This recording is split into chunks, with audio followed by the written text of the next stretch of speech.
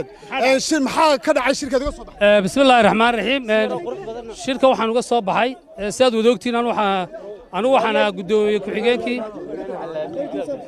gudoomiye ku-xigeenkii koowaad ee xisbiga wadani waxaan ka mid ahaa aasaasiyaasha xisbiga wadani waxaan ka mid ahaa labadii nin ugu horeeyay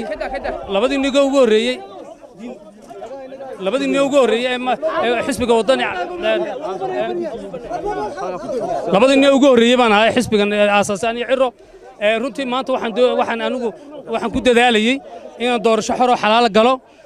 oo aan muddo badan u soo halgamaynay hoolkii markii aan galnay waxa la yidhi musharax madaxweynaha loo codaynaya cabdiraxmaan ciro dee gudoomiye ku-xigeenkii koowaad ee xisbiga wadani baan ahaa anigu waxaan ka mid ahaa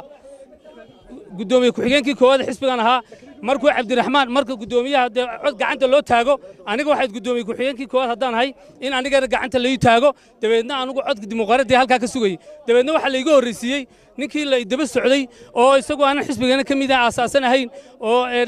gudoomiyuhu hoosta ku haystay buu la soo baxay dabeedna aan saasaan shirka kaga soo baxay cadaalad darradii aan ka baqaynay ee intaasoo muddadii aan xisbiga ku soo jiray lahaa cadaalad darraa ka socota in cabdiraxmaan difaacayey halkaasay maanta ka dhacday cadaalad darradii ugu weyn baa xisbiga ka dhacday waxaan ugu sheegay taageerayaashaydii oo 181 kaararkii baa loo diiday dabadday taagan yihiin sidaa darteed waxa halkaa ka soo baxay waa wax khayr sharci ah waa cadaalad darro waa cirana wuxuu ku tallaabsaday cadaalad darradii Soomaaliland ugu weyneed 5 sanaan xisbigan ku soo halgamayay 5 sanaan mucaarad ahaa 5 sanaan mucaaradkan dhiigayga u shubay maanta waxa la igu bedelay nin aanan taageero iyo cod gobolka awdal ka soo hoynin waxaan ballan qaadayaa waa inoo booramiyo wadani